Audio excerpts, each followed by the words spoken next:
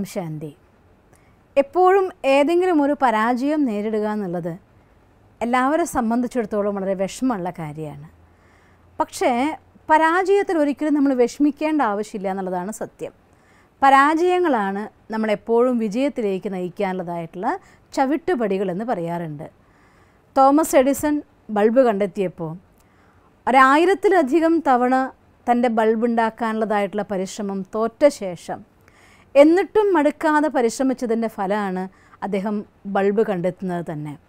അതും ബൾബ് കണ്ടെത്തിയിട്ട് ആദ്യമായിട്ട് എല്ലാവരുടെ മുന്നിലും ആ ബൾബിനെ കത്തിക്കാൻ വേണ്ടി അദ്ദേഹം കൊണ്ടുവച്ച സമയത്ത് തയ്യാറായി എല്ലാവരും റെഡിയായി നിൽക്കുകയാണ്. ആ ബൾബ് തൻ്റെ ഏറ്റവും അടുത്ത ആളുടെ കയ്യിൽ, അസിസ്റ്റൻ്റെ കയ്യിൽ നിന്ന് പിടിക്കാൻ കൊടുത്തപ്പോൾ അയാളുടെ കയ്യിൽ നിന്ന് ആ ബൾബ് വീണ് ഉടഞ്ഞു പോയി.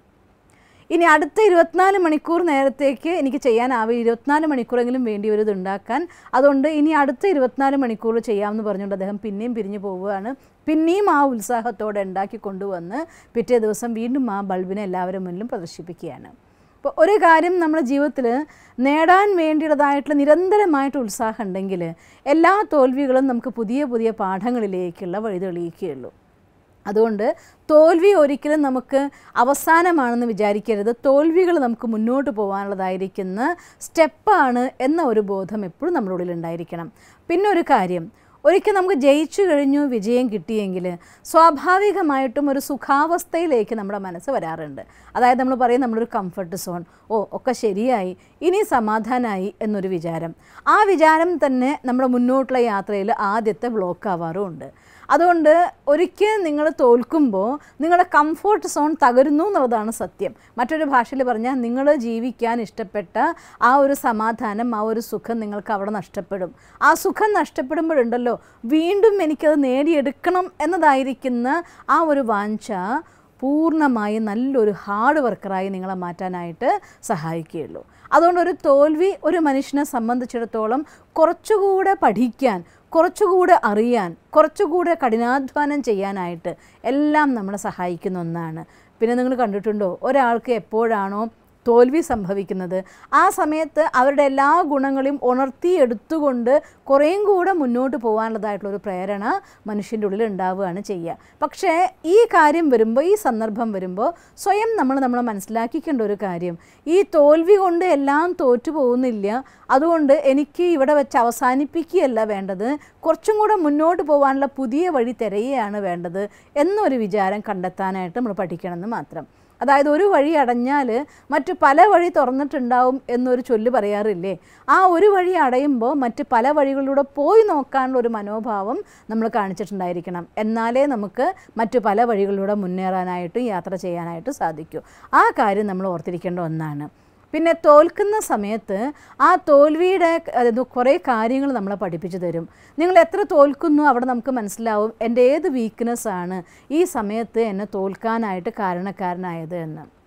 അങ്ങനെ നമ്മുടെ ഉള്ളിലുള്ളതായിരിക്കുന്ന വീക്ക്നെസ് എന്തെന്ന് നമ്മളെ ബോധ്യപ്പെടുത്താൻ ഒരാളുണ്ടെങ്കിൽ അത് നമ്മുടെ ഏറ്റവും നല്ല മിത്രമല്ലേ.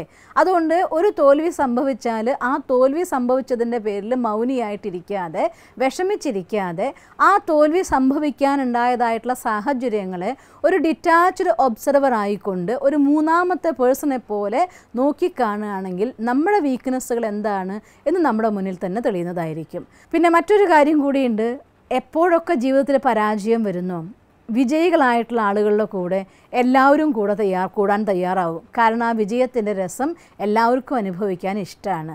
അതേസമയം തോൽക്കുമ്പോഴോ ഒരു കഷ്ടപ്പാട് വരുമ്പോഴാണ് ശരിക്കും എന്നെ സ്നേഹിക്കുന്നതായിട്ടുള്ള എൻ്റെ ആളുകൾ ആരൊക്കെ എന്നൊരു തിരിച്ചറിവ് നമുക്ക് എപ്പോഴാണ് ഉണ്ടാവുക? കഷ്ടകാലം വരുന്ന സമയത്ത്. എൻ്റെ സ്ട്രെങ്ത് എന്തെന്നും എനിക്ക് മനസ്സിലാക്കാൻ പറ്റും. എൻ്റെ കൂടെ എനിക്ക് ആരൊക്കെയാണോ എനിക്ക് വിശ്വസിക്കാവുന്ന, ആധാരാക്കാവുന്ന, എൻ്റെ യഥാർത്ഥമായിരിക്കുന്ന ഫ്രണ്ട്സ് ആര് എന്നും നമുക്ക് തിരിച്ചറിയാൻ സാധിക്കുക ഒരു തോൽവി ഉണ്ടാവുന്ന സന്ദർഭത്തിലാണ്. മാത്രമല്ല എൻ്റെ റിസോഴ്സുകൾ എന്തൊക്കെ ഇനി ഉണ്ട് എന്ന്, എൻ്റെ ധനമാവട്ടെ, അല്ലെങ്കിൽ ജനമാവട്ടെ, അല്ലെങ്കിൽ എൻ്റെ ഉള്ളതായിട്ടുള്ള കാലിബർ ആവട്ടെ, എൻ്റെ കഴിവുകളാവട്ടെ, എൻ്റെ വിശ്വാസമാവട്ടെ, എൻ്റെ പോസിറ്റീവ് തിങ്കിങ് ആവട്ടെ, ഇങ്ങനെയുള്ള സ്വന്തം അവനവൻ്റെ അസറ്റുകളെക്കുറിച്ച് ഒരു മനുഷ്യന് യഥാർത്ഥമായിട്ട് തിരിച്ചറിയാൻ സാധിക്കുന്ന നിമിഷം ഒരു പരാജയത്തിൻ്റെ നിമിഷമാണ്. കാരണം ജയത്തിൻ്റെ നിമിഷത്തിൽ ഇതൊക്കെ മറന്നുകൊണ്ട് മറ്റൊരു മൂഡിലേക്ക് നമ്മൾ പോകും. അതുകൊണ്ട് പരാജയത്തിന് ഇങ്ങനെയുള്ളതായിരിക്കുന്ന സ്വന്തം റിസോഴ്സ് കണ്ടെത്താനായിക്കൊണ്ട് സ്വന്തം വീക്ക്നെസ്സിനെ കണ്ടെത്തി അതിനെ മാറ്റാൻ വേണ്ടി അവനവനെ ശരിക്കും തിരിച്ചറിയാനായിക്കൊണ്ട് നമ്മുടേതായിട്ടുള്ള എന്തൊക്കെ ഉണ്ട് എന്ന് തിരിച്ചറിയാനായിട്ട് യഥാർത്ഥമായിരിക്കുന്ന എൻ്റെ ബന്ധുക്കൾ ആരാണ്, എൻ്റെ മിത്രങ്ങൾ ആരാണെന്ന് തിരിച്ചറിയാൻ വേണ്ടിയിട്ട് ഇങ്ങനെ ഒരുപാട് കാര്യങ്ങൾക്കുള്ള ഒരു തിരിച്ചറിവ് നൽകണമെങ്കിൽ ഇടയ്ക്ക് ഒരു പരാജയം നമുക്ക് ഉണ്ടായേ പറ്റൂ. അതുകൊണ്ട് പരാജയത്തിന് അത് എൻ്റെ തോൽവി എന്ന് പറഞ്ഞാൽ എൻ്റെ അവസാനം എന്ന് വിചാരിക്കരുത്, എനിക്ക് മുന്നോട്ട് പോകാൻ പറ്റില്ല എന്ന് വിചാരിക്കരുത്. മുന്നോട്ട് പോവാൻ ഒന്നുകൂടെ വിലയിരുത്തിക്കൊണ്ട് ഒരു പ്രാവശ്യം കൂടി അമർത്തി ചവിട്ടി നോക്കി ഇളകാത്ത പ്ലാറ്റ്ഫോമാണെന്നുള്ള ബോധ്യത്തോടെ സ്റ്റെപ്പ് കയറി പോകാൻ വേണ്ടിയുള്ള ഒരു പടി മാത്രമാണ് പരാജയം എന്നുള്ള കാര്യം നമുക്ക് ബോധ്യം വേണം. അതുകൊണ്ട് പരാജയങ്ങൾ നമുക്ക് അവസാനങ്ങളല്ല, പരാജയങ്ങൾ യഥാർത്ഥമായിരിക്കുന്ന തുടക്കങ്ങളാണ്. ഓം ശാന്തി.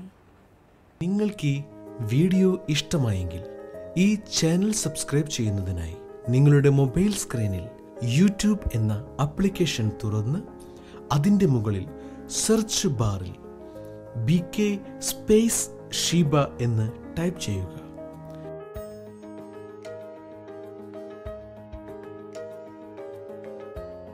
അതിൽ BK ഷീബ എന്ന ചാനൽ ക്ലിക്ക് ചെയ്യുക.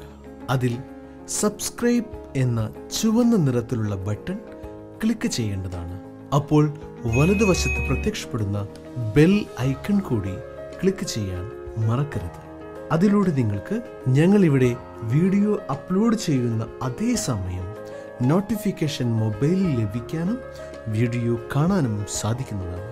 ഈ ചാനൽ സബ്സ്ക്രൈബ് ചെയ്ത ഓരോരുത്തർക്കും നന്ദി.